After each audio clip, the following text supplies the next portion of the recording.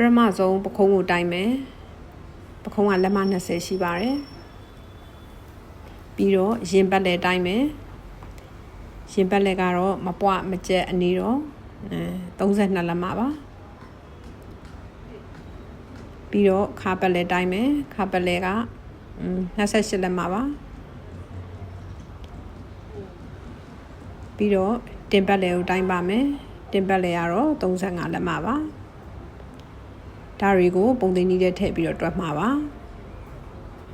အရှိကိုတိုင်းမယ်ကိုရှိက11တိုင်ဘေးနာကနေပြီးတော့အောက်ကိုဆွဲချမယ်တင်းနေအောင်ဆွဲမချအောင်เนาะအရှိက28လက်မရှိပါတယ်ပြီးတော့လက်အရှိတိုင်းမယ်လက်ရှိက1000စစ်မှာတစ်ချက်ကိုင်းမယ်ပြီးတော့မှအဖျားကိုကိုင်းမယ်အဲ့ဒါကတော့22လက်မရှိတယ်ပြီးတော့လက်ဝက8လက်မရှိပါတယ်